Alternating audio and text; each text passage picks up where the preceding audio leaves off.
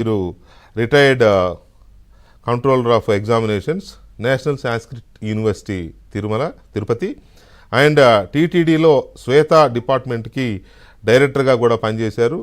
And TTD పబ్లికేషన్స్కి special ఆఫీసర్గా కూడా పనిచేశారు డాక్టర్ ఆంజనేయులు గారు. వారు ఉన్నారు.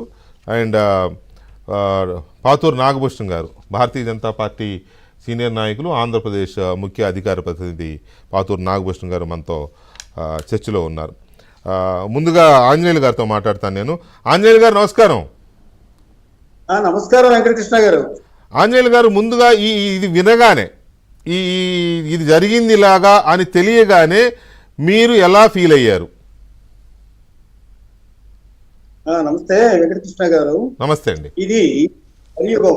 ఈ కలియుగంలో జరిగేటటువంటి లక్షణాల యొక్క ప్రభావం ఏ స్థాయిలో ఉంటుందో ఈ రోజు తిరుపతి స్వామి వారి యొక్క ప్రసాద విషయంలో జరుగుతున్న చర్చే ప్రబల సాక్ష్యంగా మనకు కనపడుతుంది.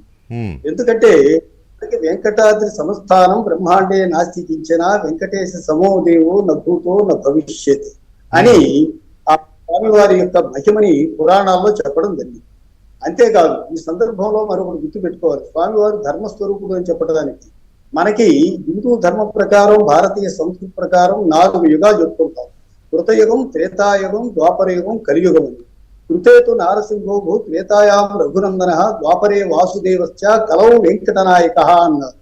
అంటే లోకంలో ధర్మ సంరక్షణకి కృతయుగంలో నృసింహావతారం, త్రేతాయుగంలో రామావతారం, ద్వాపర యుగంలో కృష్ణావతారం అయితే కలియుగంలో వెంకటేశ్వర స్వామి ధర్మ సంరక్షణకి వెంకటాద్రి మీద స్వయంభూగా ఆవిర్భించినటువంటి ఆ పరంధాముడు పురుషోత్తముడు. అటువంటి స్వామివారి యొక్క ప్రసాద నైవేద్య విషయంలో జరుగుతున్నటువంటి చర్చ ఇది కలియుగ ప్రభావం అన్నమాట. భాగవతంలో కృష్ణావతారం సాధించేటప్పుడు ద్వాపర యుగాంతంలో కృష్ణుడు అవతారం సాధిస్తుంటే అతనికి అత్యంత సన్నిహితుడైనటువంటి ఉద్ధవుడు, స్వామి నువ్వు లేకుండా నేను ఉండలేను, నేను కూడా నీతో పాటు వస్తాను అంటే స్వామివారు అంటాడు, కాదు ఉద్ధవ, దీని తర్వాత కలియుగం రాబోతుంది, అసలు లక్షణాలు ఎలా ఉంటాయో చూడుగాని ఉండు అన్నాడు. ఆ లక్షణాల్లో ఏమిటంటే గజ దొంగల్ని ప్రభువులుగా ఎన్నుకుంటారు, అబద్ధాలు ఆడే వాళ్ళని నాయకులుగా ఎన్నుకుంటారు, క్యారెక్టర్ అనేది ఉండదు, అసత్య భాషణం తప్ప సత్య భాషణం తెలియదు, స్వామివారికే ఎసురు పెట్టేటటువంటి అంటే నాకే ఎసురు పెట్టేటటువంటి వ్యక్తులు తయారవుతారు అని భాగవతంలో చివరిలో చెప్తాడనమాట.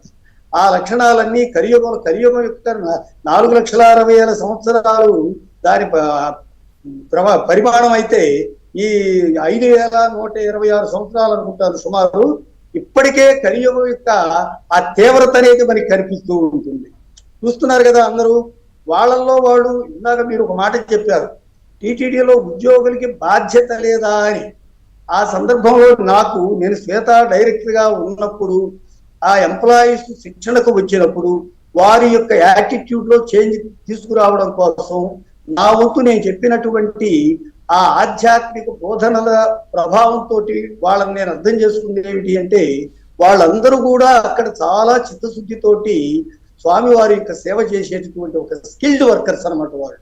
ఆ బ్రహ్మోత్సవాలప్పుడు కానీ ఇది కానీ నేను చూస్తే చాలా ఆశ్చర్యపోయేవాడు, ఎంత డెడికేటెడ్ గా.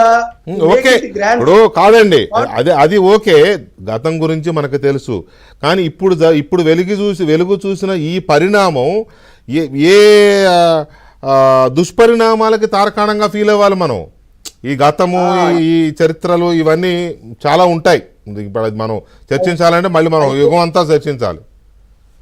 ఈ సందర్భంలో నేను ఒక మాట చెప్తాను వెంకటకృష్ణ గారు. స్వామివారి దగ్గర